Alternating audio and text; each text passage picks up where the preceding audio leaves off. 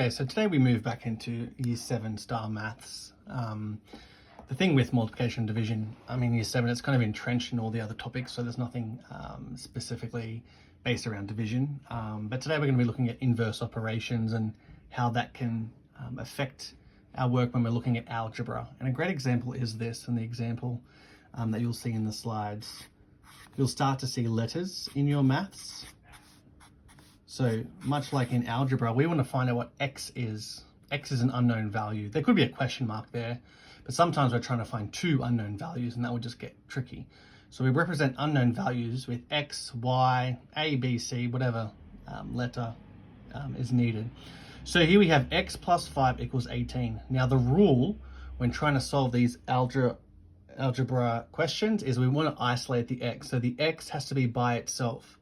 And the way that we do that is by moving the number that's on the same side of the equal sign as the x to the other side. So here we have x plus 5 on this side of the equal sign, and we have 18 on this side of the equal sign, and we need to move the 5 over here. And there's a very important rule that we need to follow when moving things across the equal sign. The rule is that whatever we're doing on this side, we do the opposite on the other side of the equal sign. So this actually here means a positive 5, not a negative 5, but a positive 5. And when it comes over here, it becomes a negative 5. So it looks like this. On this side of the line, it was a positive 5, but over here, it's a negative 5. And we recognize that as 18 take away 5. So therefore, x equals 13. So once you know that rule, it actually becomes very simple. Okay, when we move one number from one side of the equal sign to the other, okay, it changes. So we can solve and find out unknown values using this inverse operations rule. So, you know, in primary school, we look at, you know, we check our answers with inverse operations, but we move into more advanced maths. This is the rule that really kind of affects it.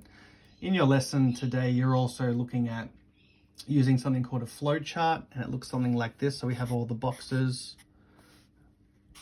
next to each other, and this is just kind of setting you up for more harder questions. So the starting value might be 8, and above each, sorry, the text is really thick, above each box is kind of a rule to follow, or the next thing to do in the sequence,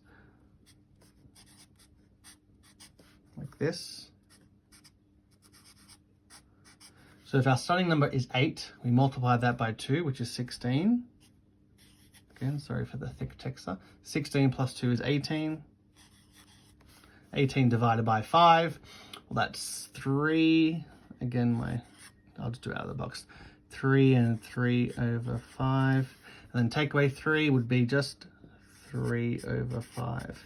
So that's a flow chart, okay? Here we're looking at our inverse operations this way, and when it crosses the equal sign, and this flow chart here. And why that is relevant is because we can then do the inverse back. It's called backtracking. Okay, we can have the same boxes. I'll do it a bit bigger this time, like that, and we might start with the answer. Now again, if I was to have all the same forwards operations like this, you might think, well, I have the answer, I can't go forwards. Well, that doesn't matter, we're going to do the inverse, so we're going to backtrack. So if that's negative 3, here it would be positive 3. 1 plus 3 is 4. If it's divided by 5 here it would be multiplied by 5, which becomes 20. If it's plus 4 here, the inverse operation would be negative 4, which makes it 16. If it's multiplied by 2 here, well, the inverse operation of that is 2, and it would be 8. So we can go forwards and we can go backwards, okay? That might now make sense how this relates to this. This is like crossing that equal sign, okay? We can go forwards and we can go backwards using our inverse operations, and this is where this comes into play. So some of the questions that you'll be working on, well, even in the first one, might look really tricky to begin with. The first question just says, solve the following equations by inspection. That means just by looking at them. Something like this might be really intimidating to begin with. So m over 10 equals 3. Well, this is a fraction, okay?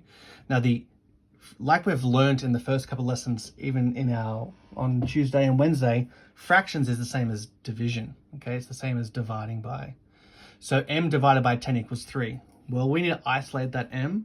So m by itself, if we're dividing on this side with the 10, what are we doing on this side? We're multiplying.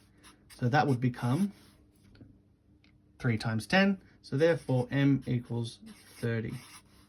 Okay? And you might say, well, how does that work? Well, let's input that in. Let's put that 30 in for the m. Let's rewrite that.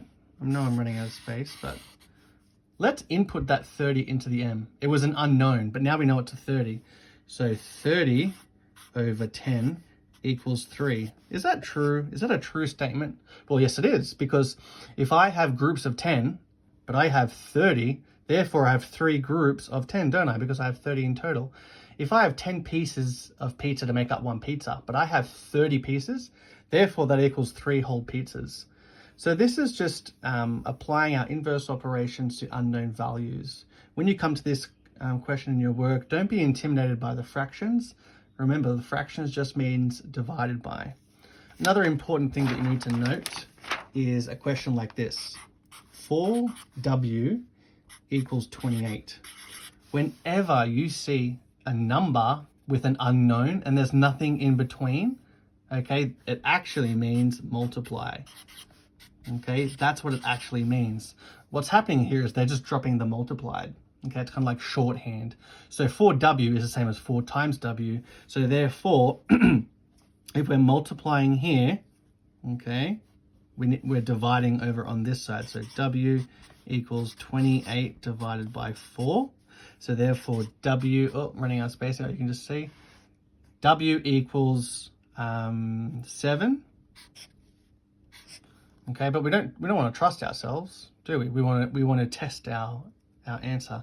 So 4w is 4 times w. Well, then 4 times 7 equals 28. Is that true? Well, yes, it is.